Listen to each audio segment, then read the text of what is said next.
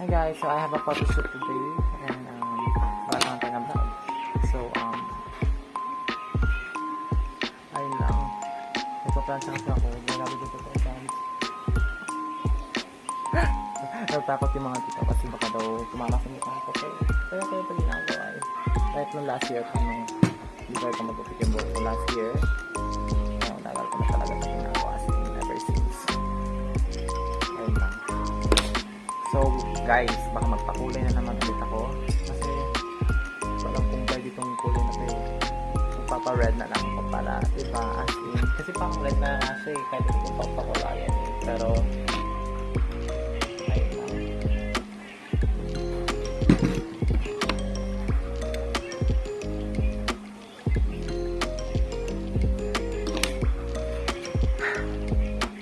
Ang gagawa na ako ng photoshoot para pang comeback ko lang and ang boses ko kasi nabigla ako. Kasi kanina si Johnny loko-loko, nag-prank sa akin kanina. Sabi daw niya, nadukutan daw siya. So nagpanik ako. And then the next si Danica, sabi ko kung punta natin sa ano. So sabi niya nasa SM Molino daw, so nadukutan daw siya. So tinawagan ko si Danica, sabi ko, tayo punta natin kasi ano, ito ganyan, nadukutan siya ano. Kasi pala maya-maya, biglang tumawag sa akin si Johnny. Sabi niya, sabi ko sa kanya, oh, nasa ka, sabi niya, dito ako sa loob, sa loob ng bahay, tapos yung pala, nagpa-prank na pala, ayun, alam ko talaga ang dukutan siya, kaya yun, wala, tapos mo na tuloy ako, and, narinig kasi, oh my gosh, na naman ako pagalitan, na nagmana, oh my god, hindi careful na lang tayo sa mga ano, kasi, wala na ngayon, ayoko na, pagka mag-video ko si John, ayoko talaga na, saan ba napapamura? Ayoko na maulit dati. Tahimik tuloy ako ngayon, kumbig na ako. So ayun lang pa, nag-makeup na ako pa after this, paplansay ko na yung anak ko. Ayun lang. At na-miss ko na yung ganito kasi dati ginagawa ko ito dati. Yung pinaplansya ko yung buhok ko. Saan mo nag-curve? Like what? Hi, me. Ay, Sam. Hello. Ito. No, matakmaan yung mukha mo.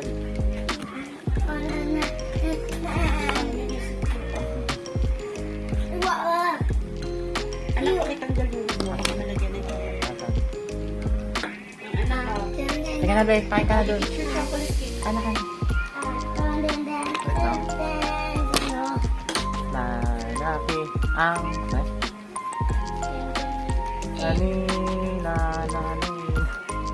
ito yung wait lang. Isipan na ito guys and wala magkakaroon ito. Hi guys, so photoshoot kami. Napipiko na kasi yung buhok ko kasi ang pangit guys. Ang ganda naman kaya nang hindi match din sa stage. Dito kami sa backyard. Mukhang malamig pero sobrang ang ganda. So yun lang. Wala grenade.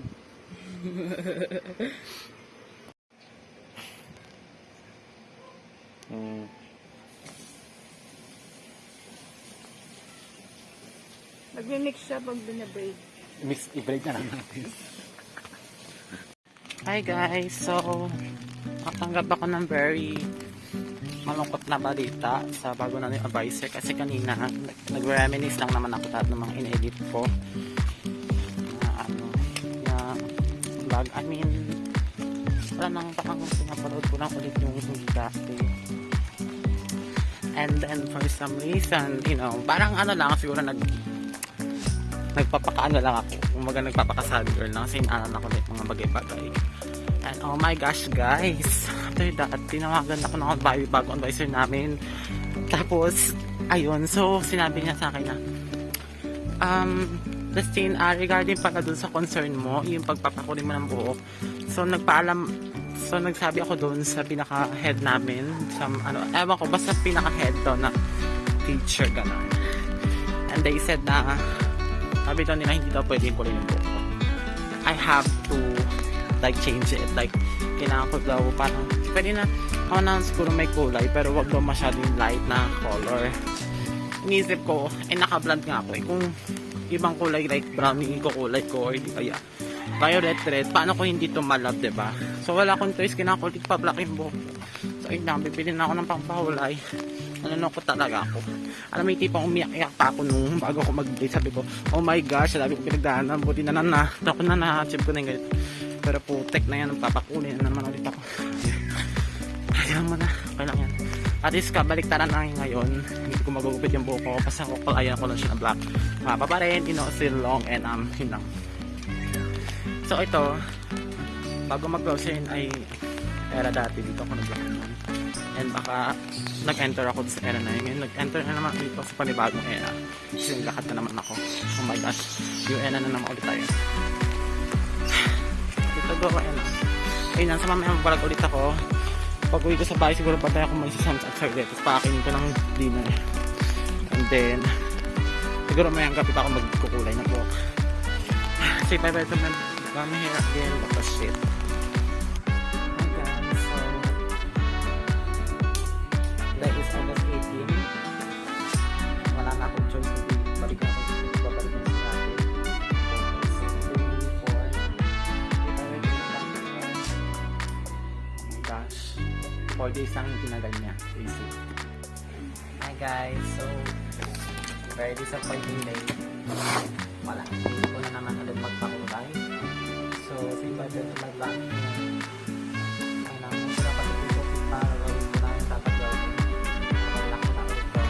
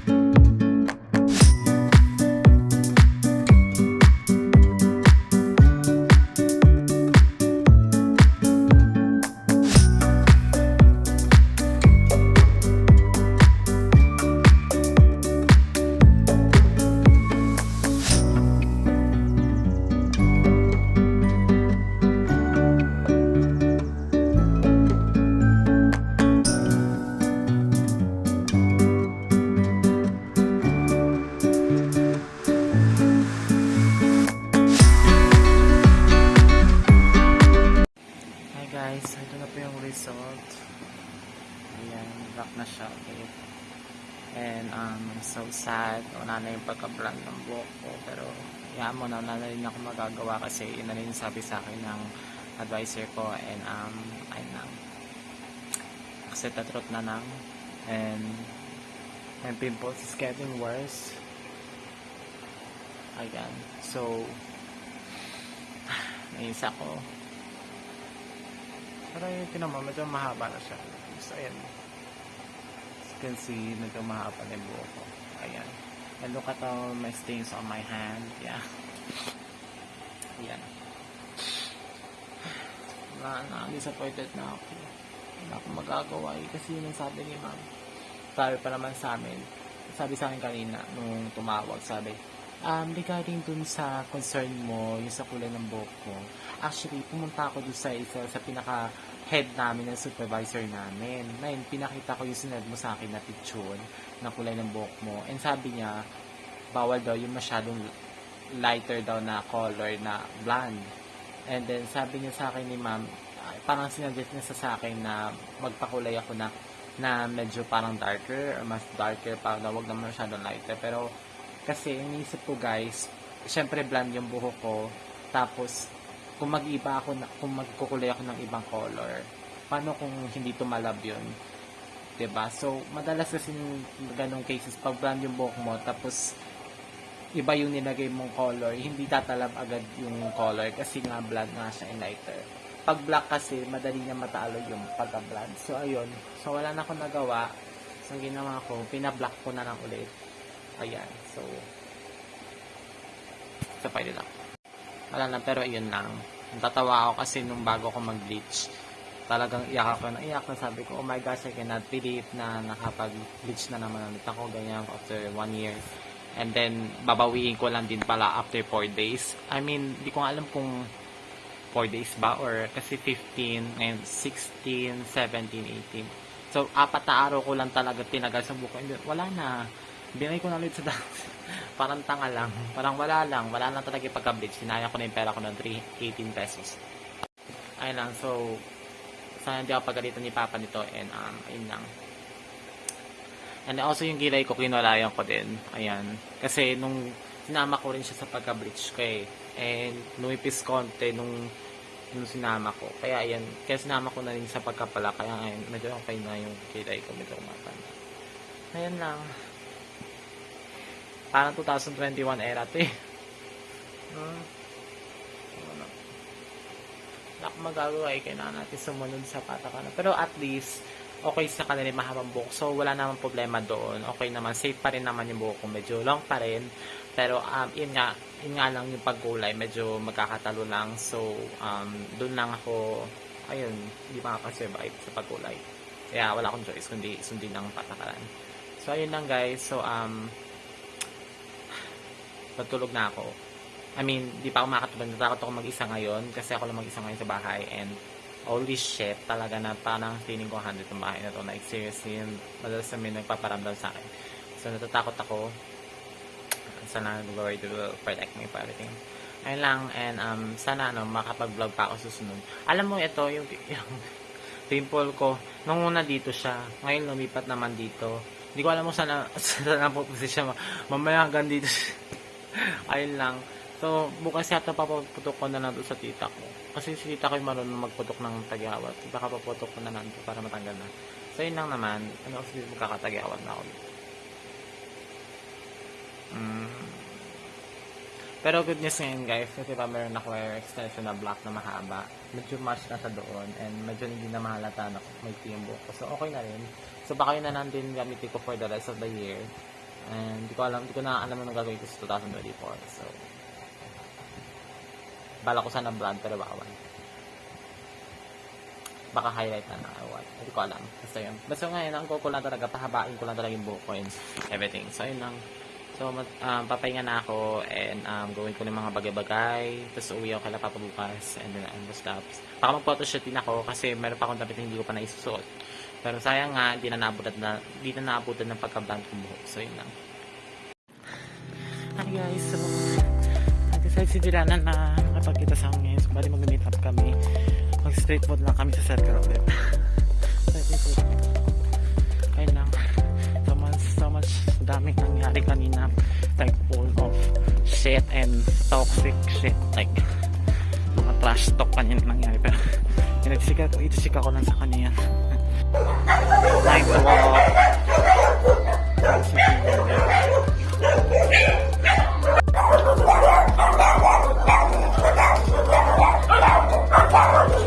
Oh my god, that dog's going wild. Makita lang sa Queenie.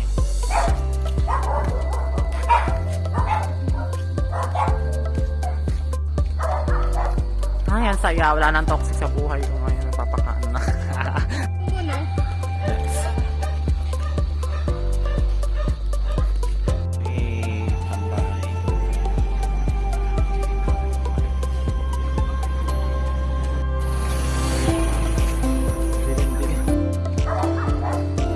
Saya, wala nang toxic sa buhay ko ngayon. Napapakaan na.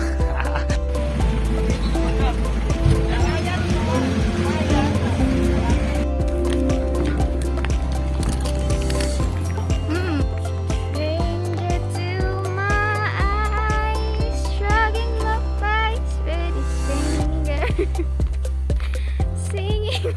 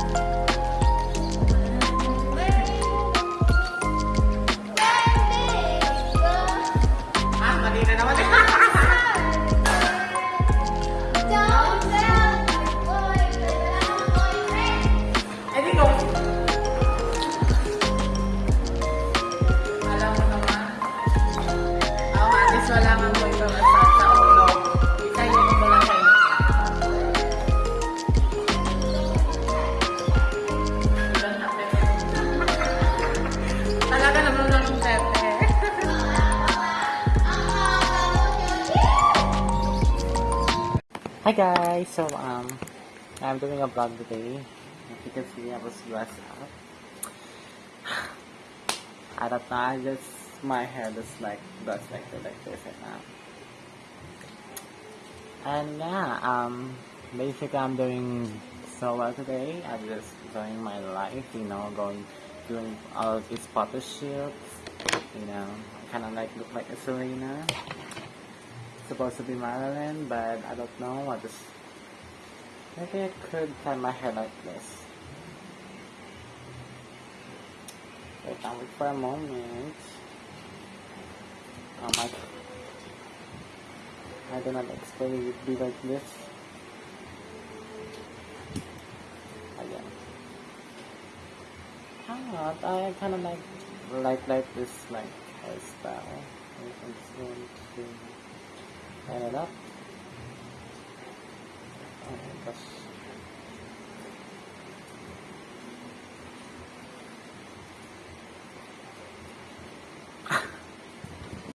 I don't know what's going on, but that's how my hair looks right now. Oh my gosh. Hi guys, so ayun na nga, nagpatishot na nga ako konti and then yun. So there's so much been going on in my life right now this past 1 week.